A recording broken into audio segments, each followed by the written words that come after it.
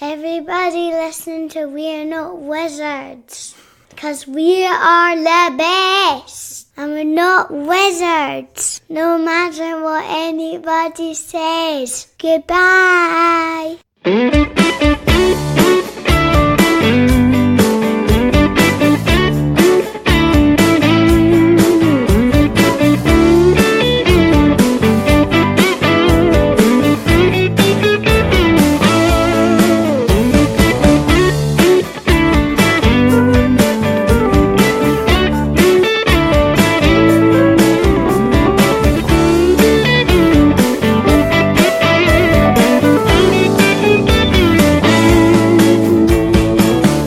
Hello and welcome to another episode of We're Not Wizards. My name's Richard. I'll be your host for March.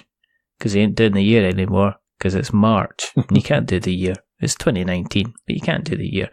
Joining me, he's been on a couple of times, but he's like, not just been on a couple of times, he's kind of like drafted people in from other places to be on the show as well.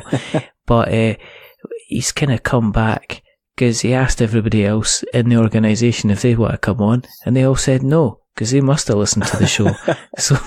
So in order to not appear rude, and say I can't do the show anymore, Caezar from Alleycat Games has just decided to step up and say, well, I suppose I can talk to you for a couple of minutes at the very, very most.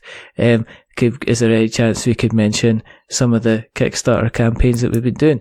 And the answer to both of those questions is obviously yes. So, hello, Caezar. Hello. Thank you for having me on again. It's good to actually, it's good to have you back, because I can't even remember the last time you were on. I think it's been like at least a year. I think we were, last time we were talking, we were going to be talking about the Coral Island games. I think it was just you were in the process, I think, of starting the development side of things, and I don't think you'd actually got to the point of even being close to the Kickstarter. But since then, you've been a bit busy, ain't you? You've just a little bit busy. Yeah, we have been. It's good and bad. So it's good because we've been busy, and hopefully we can get the games on time to deliver to backers and get it ready for Essen, which is obviously a big time of the year for us. But it's bad because obviously 3 campaigns all at once. We just wanted to get them out of the door all at the same time. So for the next 6 months, it'll be relatively quiet from us. Was that a conscious decision to kind of get them out? Okay, for people who aren't aware, what were the games you had? Your Welcome to Dino World. Yeah, and David and Nick came on for that, and James. So that was a really great episode, and it was fun to listen to them politely be nice about me. No, I don't think David bothered being polite at all. Well, that's just David, isn't it? That is just David. David won't return my calls. I do like that about him. I'm very much similar to him in that way. He just kind of says how it is, basically. Yes. But that, that was a kind of success. I think the roll and write kind of genre kind of is going through a little bit of a renaissance, and you managed to kind of catch the crest of that wave, because a lot of people had some really, really positive things to say about the game, and it went on to fund kind of really, really well. So you did that. You've then got the Coral Islands kind of set of games. And that was I'm getting old. Was that the beginning of this year that kind of all kicked off? Well remembered. It raised 16,000 and it had almost 500 backers. I mean, it was never a big Kickstarter game. It was always kind of like a light, casual, almost a family-friendly game. So we never expected it to do spectacularly well, but it did reasonably well. And, the backers have been fantastic and been really supportive about it. And hopefully it will go on to do well in retail, which is where we, as a business, expect it to do better. Okay. Is that, and then obviously you've got latest one, which is Chocolate Factory, which is running just now. It is, as I say, it is March. So you've got that running just now. And that seems to be a similar kind of barnstormer in the same way that Dice Hospital kind of did, because Dice Hospital went on to do really, really well. And in fact, that's not too long been actually fulfilled with a lot of people. And obviously that had dramas, which we could talk about. You know, hello customs people, for all you customs people listening out there.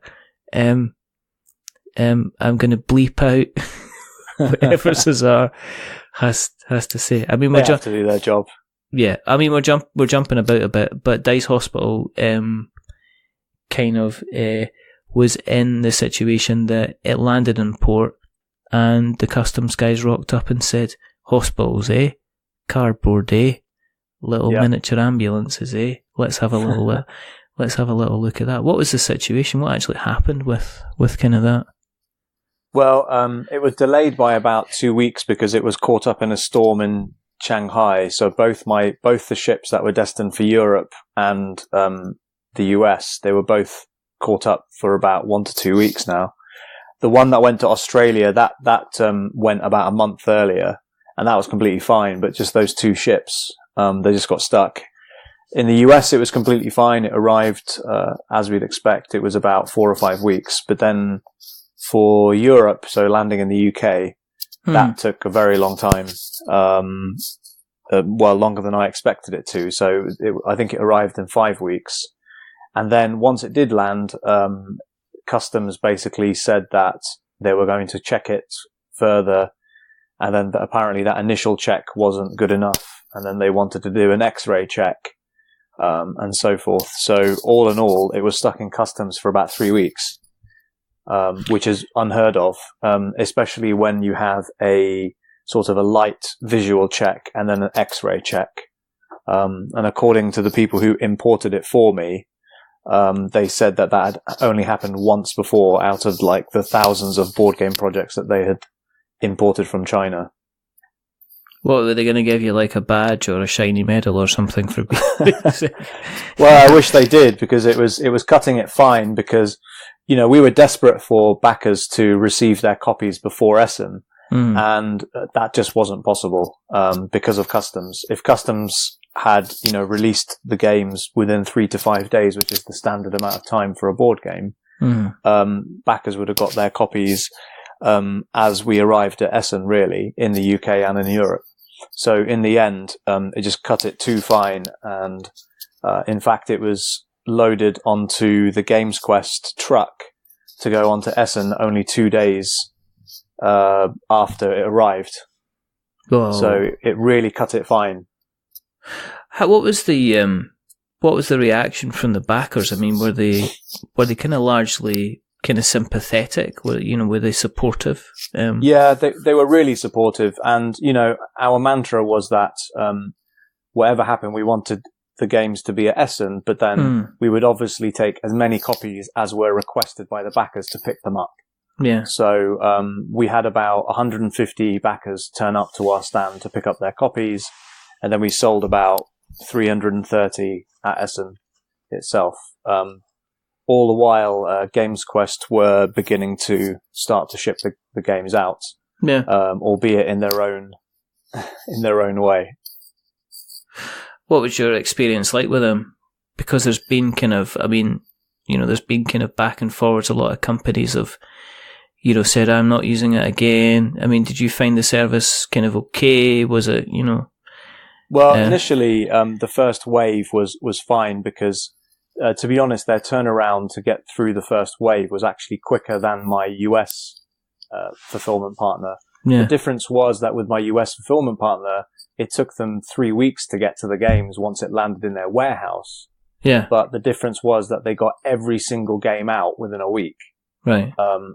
But Games Quest did it in waves, and unfortunately, when you do it in waves, you get some backers who get their copies, and then some backers are wondering where their games are. Yeah. And that's a really bad position to be in, because backers are then messaging you and saying, "Where's my game?" And then we're having to check whether their game's been sent out or not. Okay. Which is really frustrating. Mainly because I feel their pain. I want their games to go out at the same time as everyone else. Mm-hmm. Mm-hmm. Mm-hmm. But then, I mean, when it landed, I mean, the kind of the general consensus and kind of the word on the street is that it's kind of been really favourably received. There's a lot of people that are enjoying kind of playing their copies. And I mean, did you have any doubt about that? Were you like, kind of like, well, I know as soon as they get the game into their hands, they're really, really going to kind of love it. I mean, I you know what I'm like. I'm naturally a pessimistic, cynical sort of person. Yeah. So I know. Which is why I asked you the question. Yeah, no, it's a good question to ask. And my conservative view was, I had hoped that it was going to do well because I really believed in it. And I thought it would do well, but I really wasn't sure how it was going to be received because at the time that we started to receive the copies of the game, I had started talking to distributors around the world, and some of them were coming back to me and saying, we really like the game, production value is excellent, but it does feel a little bit solitaire. But the question I always asked them back, because if they refused it, because 50% of distributors came back and said, yes, we'll take it. The 50% that said no, when I asked them the question, do you stock Role Player or Sagrada? And they said yes. My answer back to them was, well, Dice Hospital has exactly the same level of player interaction. Yeah. And I think, we've been proved right as a publishing house because the companies that have stocked Dice Hospital, they're continually coming back to us and saying, we need more stock, we need more stock. I mean, I just got an email today from the buyer from Asmodee UK, and he said, we desperately need more stock because we've run out. How do you approach that then? Are you having to go, is it another Kickstarter then for Dice Hospital, or are you able to get the capital to then go and fund another kind of print run? Yeah, we're lucky to be in a position where Dice Hospital can sort of fund itself now. So, because Dice Hospital is doing really well in retail, the money that we get back from the distributors who buy them off us, we can reinvest into buying more copies. Obviously, having a Kickstarter is great because people are, putting their money where their mouth is and pre-ordering it, as it were. But at the same time, you can't keep going to Kickstarter to keep milking the cow, as it were, because it's not fair on backers, and then backers are going to at some point turn around and say, well, that's not fair on us because, we want a new game or whatever. So for reprints, this is our first ever reprint of a product. And we're just going to have to put into our own pockets and say, we need X number of thousand more copies. Is that so? I mean, that must have been something you must have celebrated then. I mean, you and Cooley must have sat down and went, well, we've kind of, to get to the point where you have to demand, you have to go ahead and get a reprint done because there's so much demand for it. I mean, was that kind of like I guess not a turning point, but like a milestone in the company that you were like saying, well, actually, this is becoming, this is serious. The training wheels are coming off. We're having to do kind of, we're doing reprints now. So yeah, it's certainly exciting. Again, I'm pessimistic sort of guy. I was watching a Dice Tower video, and they were sort of going over the games that they had most anticipated for 2018 and what they had thought of them now. And actually, Z Garcia and Tom Vassell were talking about Dice Hospital, and Tom Vassell said, yeah, it's a really cute, dice manipulation game, and Z said he liked it as well. But he said he was surprised that he couldn't find it in his local gaming stores. And that kind of irked me because clearly I was doing something wrong. And when I sort of started talking about it with my distributors, it turned out that there's just not enough copies to go around. So I was a bit flummoxed. I was like, well, clearly I need to do a reprint and potentially get it out to more distributors or whatever. So to that end, we're probably going to we're going to switch our model from direct to distributors to potentially using a consolidator as well. Consolidators are sort of like a middleman between a publisher and a distributor, but they usually have better access to distributors because it's easier for distributors to buy from a consolidator than directly from someone like a small publisher like myself. Yeah, and I guess that takes away the headache of the logistics of managing everything. That you just get like an email to say, right, okay, we need a print run of 6,000 copies that need to get done within this date, in order to keep the distribution kind of chain happy, and you're not actually needing to sit down with the distributors and kind of iron out all the different deals and everything like that as well. Yeah, that's exactly it. And it sort of takes away the headache. You do have to obviously pay for it, so consolidators do take a bigger cut. Yeah. But it does take away the headache, and then, we can concentrate on doing what we do best, which is try to make really good games and then tell people about them, basically. Yeah, at this stage in the business, is it still as important to make sure that Alley Cat Games becomes a name that more and more people kind of find out about, that people are demanding the kind of the product, than you kind of going, right, I need to guarantee, 60 pence profit in every pound that's coming through the business kind of thing?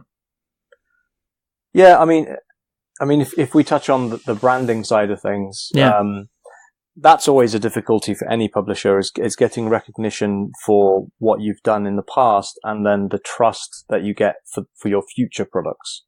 Mm-hmm. Most consumers do not buy blind, but at the same time, if you're buying an FFG product or a Steve Jackson game product, you know what you're going to get. And the component quality, the type of game that they make, and you're more likely to be swayed in a certain way. But if you're someone, of my size, it's difficult for someone to say, well, this is definitely going to be a good game or whatever, because you still haven't proved yourself. And that's especially the case in the US, where, as one of my distributors said, I don't have a foot through the door, I have a toe through the door. So, that was a good analogy, and that's what kind of, with the Z Garcia point, made me think, well, maybe we need to go through the consolidation model instead. So are you are you doing what kind of, say, the Beatles did? Are you going to have to do your tour of America to kind of get your hit single in the Billboard Top 100, And do you sing like a cat? I definitely can't sing. I used to rap, but I can't sing, that's for sure. Okay, go on. That's an old part of my history that we won't discuss. I don't think we've ever had. I think we've talked about a whole pile of things there when you were, getting your degree and, becoming an educated man. But I never knew you used to flow. Yeah, I did. What was your rap? What was your rapper name, Caezar? It was MC Nucleus was my name. Because I was on my way to being a scientist. Oh my goodness, MC Nucleus. Yeah, you didn't. I take it you didn't use rhymes like you saying, you just bring the red negative, I just bring the positive kind of thing. You didn't do that. No. We standing on like neutral ground because I'm a neutron coming at you in the big bomb. Going to set my game on. You didn't do that. What kind of stuff? Oh wow. Definitely this not. is a whole podcast in itself. I know. Yeah, let's not do that.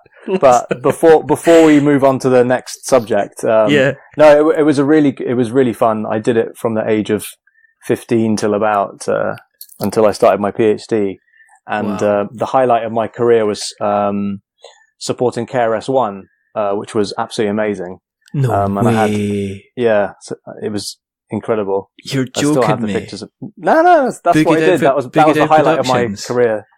So I never really had any fame or whatever, or it was nothing. It wasn't really paid well, but it was amazingly fun. Are you joking me? You supported KRS-One from Boogie Down Productions, who I kind cut my rap teeth on. Yeah. I did it in Penzance, and that must have been 2000 and... when would it have been? It would have been 2005, just before I started uni. Wow. And it was. And I went down with who they call the grandfather of UK hip hop, this guy called Blade. Yeah. And me and him were friends because we met through a mutual friend. Because he's Armenian and I'm half Armenian, so we became friends. And he'd call me every couple of months just to chat about the Bristol hip hop scene. So it was great. So we drove down with Blade, and we picked up this up and coming DJ from Exeter, and then all of us did our thing in Penzance, and then I was the last act before KRS-One came on. So it was wow, that must have been mad. It was mental, yeah. There was 1,000 people in there, and it was a very small club. So it was good times. But KRS-One he ended up kind of, and he's still doing kind of like the smaller gigs. He obviously doesn't bother with the arena stuff. I think he likes the kind of the close-up and personal kind of stuff, you know. Yeah, and that was certainly the case then. But I think people nowadays, they don't know who KRS-One is, and that's fair enough. But whenever you play The Sound of the Police, they know what that song is. I tell you, oh my goodness, Edutainment was like the last vinyl album I kind of bought. Like, I mean, really? This was years and years ago. I kind of, I was big into KRS-One. Yeah, absolutely. Awesome. Oh, wow, we're going to have, you know, anyway, everybody's going to go on, who's this? Why aren't we talking about board games? We'll tell you what, you can wait, because not everything has to be about cardboard. Sometimes you have to talk about vinyl. And beats. Yes. And we've done a hip hop episode anyway, and everybody knows I got hip hop roots, you know what I mean? Oh my goodness. This is amazing. But I mean, you've not just kind of, the way I've seen it, you guys, I mean, I do mention you guys on a regular basis as one of these kind of chameleon success stories of a company that started out kind of making, you know, your own games, like, you know, Lab Wars and obviously Cauldron Master to begin with, and then you've kind of slowly, I guess, kind of changed how things have run. I mean, you brought out, Ruthless. I mean, Roland was on the show. Yeah, I heard that. It was a great episode. You know, thank you very much. And you know, Roland's a top guy, but I mean, Ruthless came out, which had no connection with you apart from you guys kind of joint publishing it, I think, with, you know, I mean, what makes you decide? I mean, did you just sit there and go, do you know what, if we're going to take this forward, if we're going to move on, I need to maybe think about maybe where you were as a designer, your limitations as a designer, but know that you had the business savvy and the experience to maybe bring other people's projects on? Is that where that kind of came from? Yeah, for sure. I came to a point where I was just about to fulfill Cauldron Master, and I realized that my talents were not in game design. And although I felt like, you know, my game design skills were improving, they just weren't, you know, top notch enough for what I hoped we could achieve for the company. So at that point, I started, you know, I changed the model of the business whereby I would give royalties to designers for their games. Was that, I mean, and did you go on a kind of a mad kind of signing spree then once you became a kind of a publisher? Did you want to make sure that you were sticking within kind of a set kind of look? Because all the games, what's striking about the Alley Cat portfolio is that they're striking. I mean, there's not that many kind of dull greys and, you know, dark browns and blacks and stuff like that in the kind of the colour palette. I mean, you've got Dice Hospital, which looks like, you know, every hospital I'd actually love to go to. You've got, you know, Welcome to Dino World, you know, again, kind of, you know, shiny, lovely, colourful, kind of almost kind of, you know, welcoming kind of thing. Was that the kind of, even Ruthless, I mean, the artwork on Ruthless, and Roland's going to be going, thank you, but the artwork on Ruthless was stunning. Did you have like a set vision, I'm going to try and sign these types of games? Or was it a case of, let's see what's out there, let's see what's interesting, let's see what I can bring in? Well, there's two ways to look at it. There's the art and the graphics design, which to a degree a publisher can control. Obviously, it's dependent on the type of people they hire to do those sort of things. Yeah. But you can have a vision for those things and try to execute it as best as possible. And then the other side of the coin is the game design itself.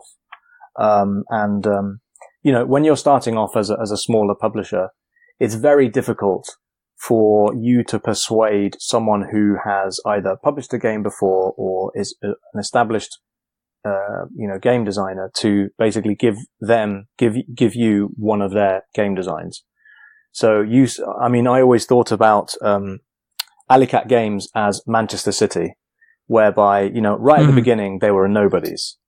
But you had to slowly acquire, good, like Robinho, and then have Mark Hughes as your manager. And slowly, you will be improving your squad and your team so that at some point you will be, challenging for, really good positions for the Premier League. So that's how I always tried to have Alicat Games, is that right at the beginning, nobody knew who we were. And then slowly we've been improving our repertoire through good game designers, good artists, and it sort of snowballed from there. Are you tempted at all to kind of still pick up the kind of the designer pad and pen, or are you concentrating fully on the business side of things now? I mean, you've got staff now. Yeah. You've got a Simon, which Yeah, we do have Simon. I have actually designed a game recently myself called Cat Cafe, which we are. My wife Cully thought of that name. It's a cute cat roll and write. So I still do dabble every now and then. But yeah, most of my time and focus is on actually just keeping the business going, which is difficult enough as it is. Mm-hmm. Does it bring a whole lot of levels of kind of stress to yourself? I mean, are you having to kind of, are you moved on from, is it moved away from being like a passion project to actually having to say, right, I'm going to have to bring in new skills, I'm going to have to learn how to do stuff, I need to think about VAT, I need to think about tax, I need to think about accountancy, I need to think about wages and stuff like that? Yeah. I mean, the way that I think about it is, as long as I can afford to do it, I'll try to hire staff who are better than me at doing X, Y, Z. So, for instance, I had Nicola because, I was spending way too much time responding to customers. And, Nicola did lots of odd jobs for me and Cully, like she painted our house and she looks after our cats. So, she quit her job and I said, hey, why don't you just come work for me? For a couple of days a week, and she said, "Yeah, I'd love that because then I can work from home." So, but Nicola's great because she can look after the customers and the support and missing games and blah de blah. And then Bez came on board. She was the first person to come on board as sort of like a games developer / project manager. Yeah. And that's been really fruitful. And then Brett came on board, I think it was summer 2017 as a, fortnightly or monthly developer. And then most recently Simon, because, I've just been so, busy with everything. He's come on board to be my right-hand man. So he sort of does sort of everything that I've been doing. So anything that I don't have time to do, I sort of give to Simon. Yeah. Yeah. So it is fun. But, it's just like with anything, you've got to know your limitations. And, my limitations were I didn't have enough time to do everything. So I needed to hire people. Yeah. And also like, I don't want to do the bookkeeping or the tax. So Nicola and Katie have been doing that for me. Yeah. Yeah. So yeah, it's a interesting division of labor.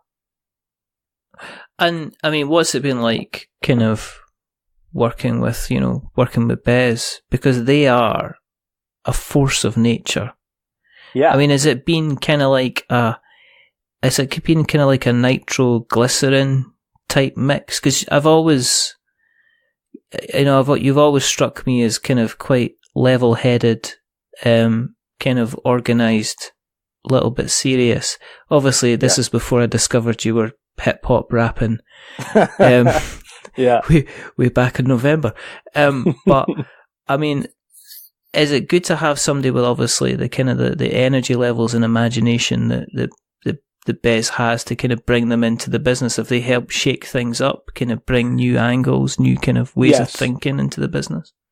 Yeah, I mean, Simon is completely the opposite of Bez in that Simon is a lot more like me, where he is a jack of all trades, master of none. And that is very much my stance on everything, and Simon would agree that he is very much the same. While Bez is completely different, where I would say that her strengths are very much the creative sides.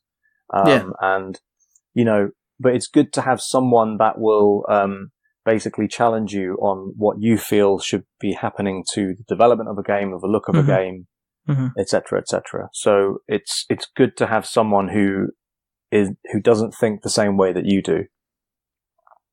And obviously, I mean, it's working well, because you're going to kind of strength to strength.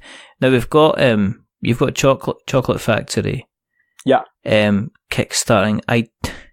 There's been a lot of hype for this game, and it's been kind of, I mean, again, is this something that you've managed? I mean, you have to go, it's not just been like a kind of a scattergun approach with the marketing. I've been aware of like Chocolate Factory for kind of some time. Yeah. In the same way that I was aware of Dice Hospital for some time as well. Was that kind of like the marketing plan to kind of give snippets? I noticed you kind of like, you got the community involved in terms of what they thought of the designs and stuff like that as well. Was that all part of a general plan to kind of help keep the interest there, kind of build the hype as well? In a way, yeah. In a way, yes. In a way, no. We originally had one artist who we thought was going to be perfect for the project.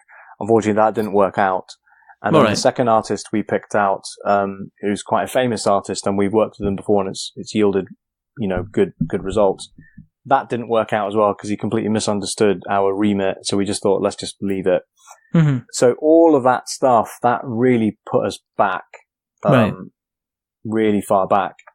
But I'm kind of grateful that happened as well, because it allowed us in the background to, Dice Hospital took over, and it was very, for everything, bit fulfillment and sending the games out and, designing the game, whatever. So that Chocolate Factory was always in the background, but we couldn't spend enough time. But all these delays actually allowed us in the development team and Matt and Brett to consistently just keep on playtesting and go, well, this needs to change and this needs to change.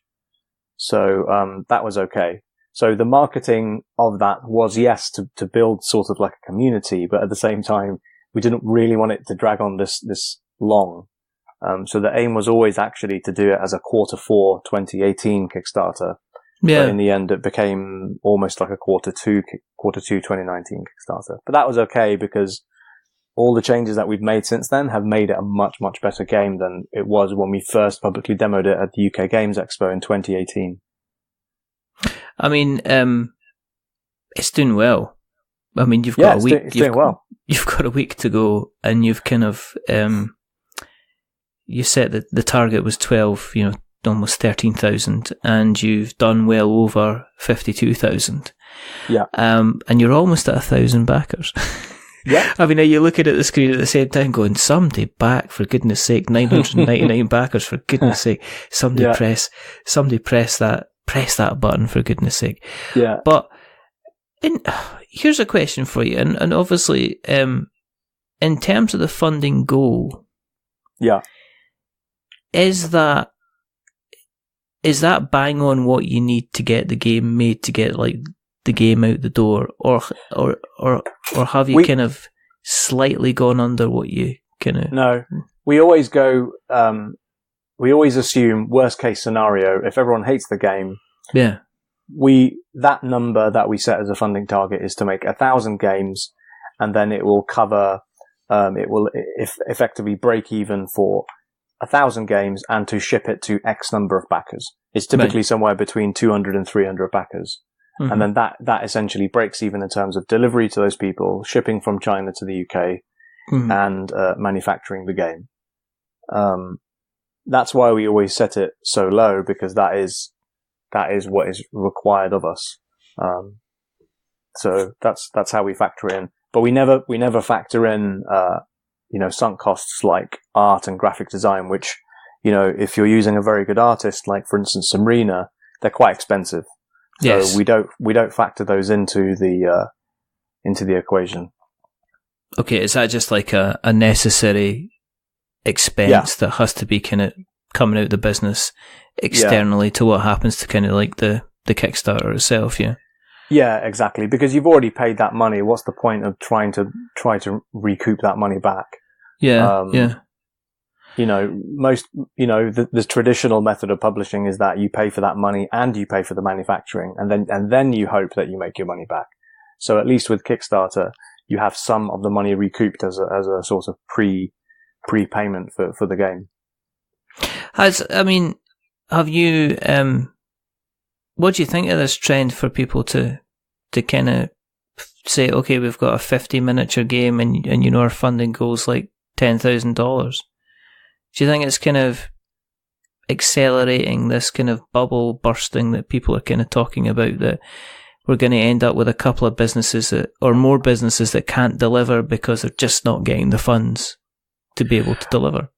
I don't know. I think Kickstarter backers are a lot more savvy than the industry and the gaming, culture gives them credit for, because there have been thousands of Kickstarter projects, and to that effect, loads of Kickstarter backers know what's a good project to back and what's a dodgy project to back, and so forth. And a recent example was Aftershock, the one by Stronghold? Yes. Yeah. Which is with Alan Moon. I mean, I sided with the publishers on that one because, a name like Aftershock is such a good name to use for an earthquake type game that I think it was unfair for people to call them out that they had copied some very small game that no one had ever heard of, and it was apparently educational and it was a very small print run. Maybe the way they had gone about how they behaved towards that person could have been better, but I think all that stuff about copying or whatever was absolute nonsense. But at the same time, Kickstarter backers are like, well, you need to consider these things, and that's sort of like one example. And then the other example is, like you said, lowering the target so that it's really easy to reach. Publishers can do what the heck they like, but at the end of the day, Kickstarter backers talk with their money, and if they don't back your game, it means that no one wants your game. It's as simple as that. And if you do well, then good for you. That's great. Run it well, and you've made a game that people want to buy. But at the same time, it's difficult. I mean, running a Kickstarter is difficult because you don't know what price point people are willing to buy your game at. So sometimes it's just a shot in the dark. But you have to also cover your tracks in terms of, us European creators are very much held to VAT, which our American cousins don't have to, which is rather unfortunate because we have to up our prices while the American creators don't. Yeah. So they have an upper hand on us because, I constantly get American and Canadian backers saying, why is this so expensive? Without them having to factor in that I have to pay VAT on all the European transactions. Yeah. Price point's difficult. But yeah, I'm not sure there is a Kickstarter bubble, but you are definitely seeing a change in attitude towards people backing them because there are so many games. People have limited shelf space now, and it's just becoming more competitive. Yes, people are spending more money, but I think what people are doing are saving the money that they would have spent on maybe 3 Kickstarters over 1 or 2 months, and instead spending it on a mega campaign like a Batman, for instance. Yeah. Yeah. So, and then we'll see how that kind of, the bigger games kind of fulfill, because I think you also get, when you get these bigger tails on these longer games, it can also lead to a little bit of fatigue with some people. Yeah. For sure. I've not seen a smiley Dark Souls back for a while, because I think they're still waiting for some of their wages. But I know, some of their pledge. But also at the same time, when kind of delays kick in, I think sometimes it puts people off. I also think that with there being so many games out, and people who want to support kind of individual companies, independent companies like yourself, there is also the part that with, there'll be a lot of people that will have gone on kind of everybody goes on their mass Kickstarter spending spree, but then you end up with like a, 10, 10 or 12 games arriving in a year, and then it's getting those games kind of played. And I have heard a lot of people that are saying, I'm not backing as much as I used to, not because I don't have the funds, but because what will happen is I'll get a Kickstarter pledge in, and my desire maybe to play it isn't there because the excitement's gone, and I just end up not playing it. It ends up sitting in the shelf, and it ends up kind of, I end up kind of basically kind of maybe selling it on or kind of getting rid of it. I mean, I know people complain about folk flipping it, but I am also aware of people that are just saying, well, I kind of waited 8 months for this and I've got it now and I'm not really interested in playing it because the kind of the excitement fires kind of died down a bit, and I totally appreciate that. And, I'm a Kickstarter backer myself and I totally get that. The trick is that the publisher has to keep the backers consistently interested by updates and things like that, but also from the very beginning your game's got to stand out in some way, whether it's through beautiful art or some kind of unique mechanism in the game. It's got to be completely different so that by the time it does get through their letterbox, they will still want to play it as soon as possible. Do you think the accessibility is important as well? And I don't mean accessibility through, like, say, colour blindness or stuff like that, but do you think it's really important to make sure that somebody can get a game to the table and easily learn and easily play a game? So, like, your playthrough videos from, like, Rado or, Man vs. Meeple and things like that. I noticed that you've got that for the Chocolate Factory. I mean, was that something you considered, making sure that, when people get this game, I want them to have 5 different videos they can watch so they can get it to the table and start playing regardless of, what's happening with rule books or anything like that? Well, my position on Kickstarter is that the lighter games, like the ultra light, the ultra cheap games will continue to thrive on Kickstarter, but the middle ground, which is the games between the £20 and the £34-ish, they're the ones that are losing out because, in my opinion, people aren't as interested because there's so many choice in that range. Yeah. So it's actually the more, the BGG ratings 3 to 4 complexity rating that people are going to be going for on Kickstarter. And I think it's because people want that brain burnery thing from a Kickstarter game because, a complexity rating from 1.5 to 2.5, there's plenty of those sorts of games. Yeah. So I actually think it's the other way around, is that people want a complicated game so that they feel like they've got their money's worth in a way.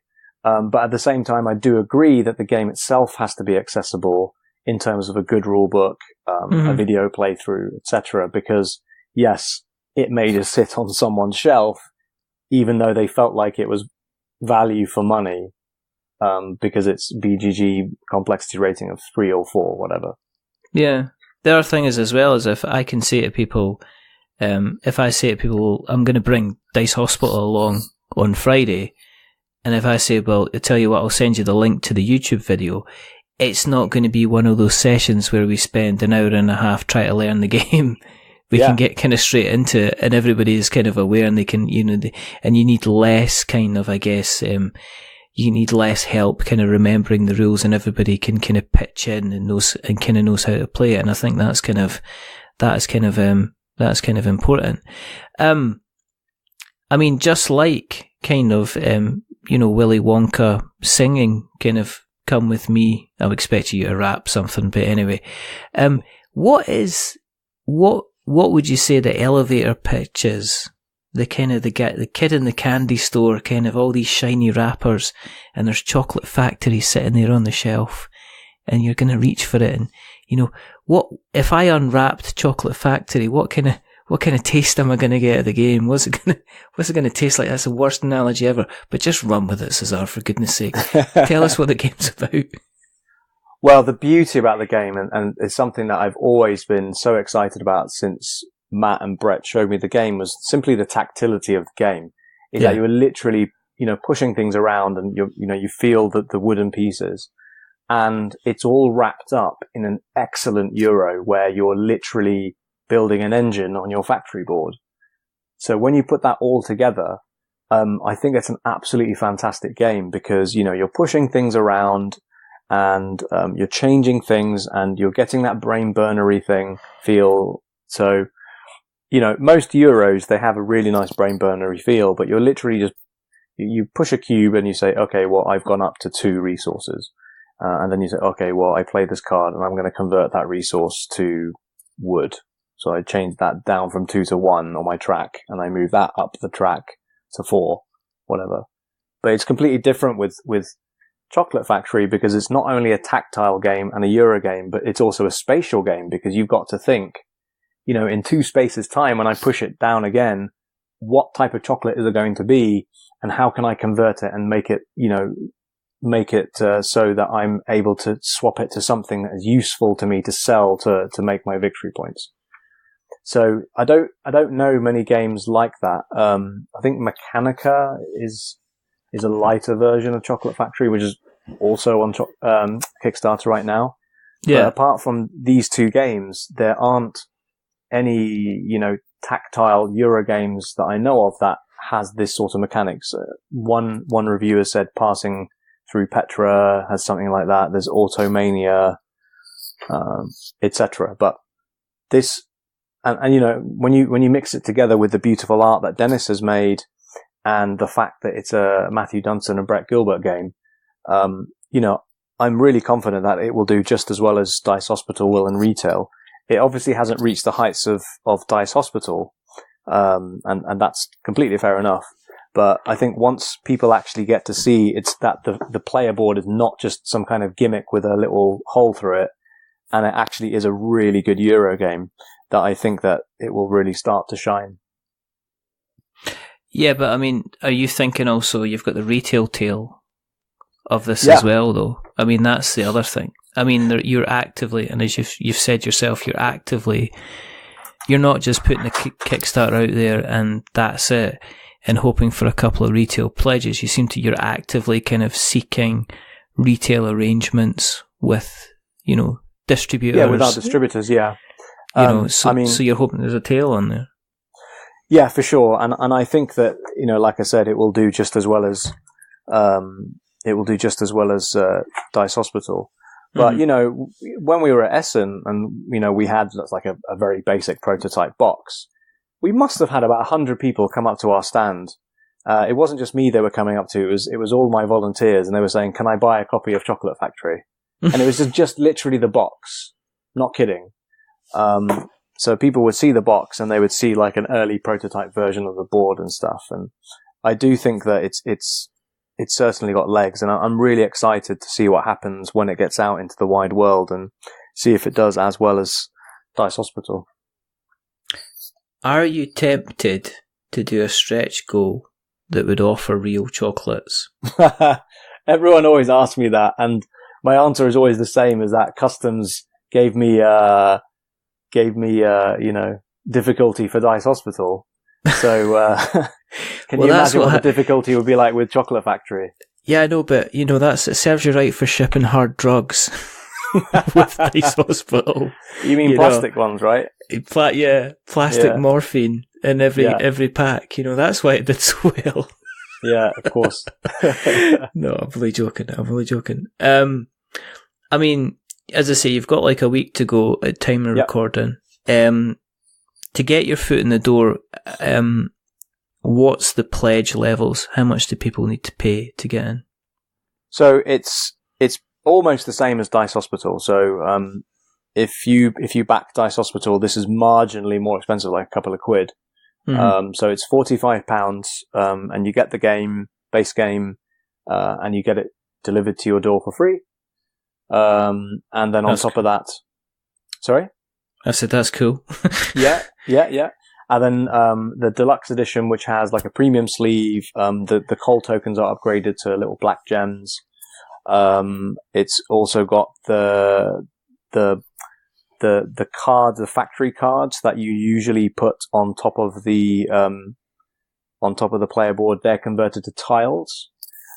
So that deluxe edition is £58. So it's an extra 13 quid, but it really deluxifies the game. It makes it just feel that much nicer. And then Kickstarter backers will also get a Kickstarter promo pack as well, which they get for free. So it's like 6 cards, which are, you can guess what they are: the owner, the prodigy, and the helpers. So you can think what they are. Can't for no, it's no. all. It's no. a bit, yeah, sometimes people get it, sometimes people don't. You're just putting people through the mill burn. Exactly. Yes, Simon will like that. Yeah. Well, obviously, I mean, as normal, what we'll do is we will get the links and we will put them in the show notes so that we have notes to show. And we will make sure that this goes far and wide as quickly as we can as well.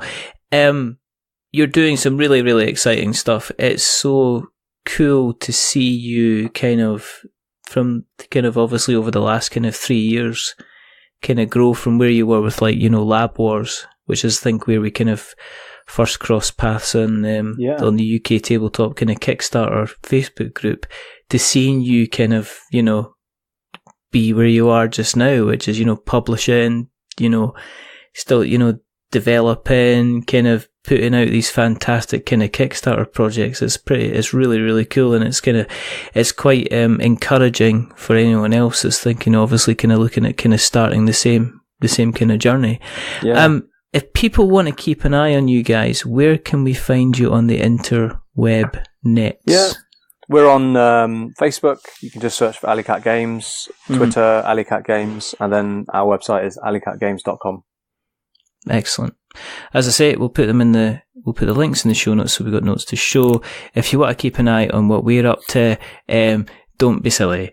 But you can go to Google and you can search for We're Not Wizards, and you'll find us on Twitter and Facebook and Instagram, not Tumblr, because Tumblr's dead.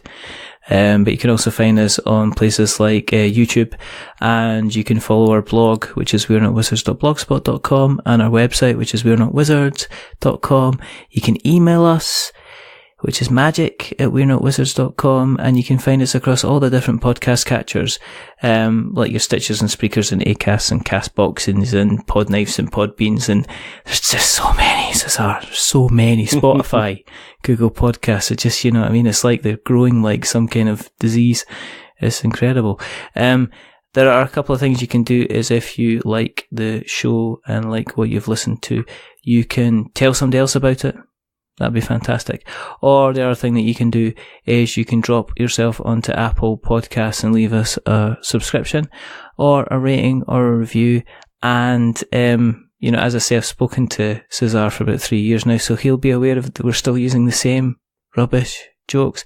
But if you want to give us a rating or review, don't give us 10 stars because it makes us big-headed. But don't give us 1 star because it makes us cry. Give us a 5 because it's in the middle. And it's just a little bit kind of average. And we are just a little bit average. But the person who has not been average tonight is the rather wonderful, the rather fantastic, the very successful Mr. Caezar Al-Jassar. Thank you very much for coming on again, Caezar. It's been a pleasure as almost. There's only 2 more things to do. The first thing is to remember that we are many things, but we're not wizards. Are we wizards, Caezar? Definitely not. Nah, yeah, a hip hop artist. You know, dropping rhymes, you know, giving us good times, you know. Anyway, and the second thing is to say goodbye. So, it's a goodbye from Caezar. Say goodbye, Caezar. Goodbye, Caezar. And it's a every time, lovely. And it's a goodbye from me. Remember, stay safe, roll 6s. And you know what I mean? Everybody says, keep an eye off the chocolates if you want to keep yourself healthy. But what I'm saying is, you know, get yourself out the sweet cupboard and get yourself on a Kickstarter and check out Chocolate Factory. Not too much long ago. Definitely worthwhile having a look, having a savour, having a taste. And until the next time, goodbye.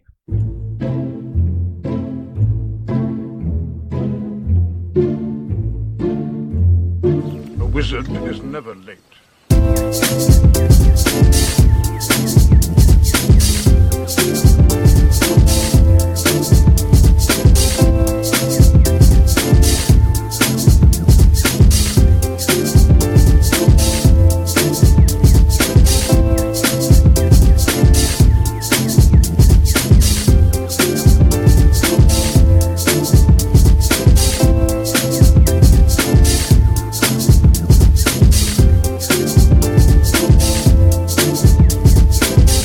Nor is he early. He arrives precisely when he means to.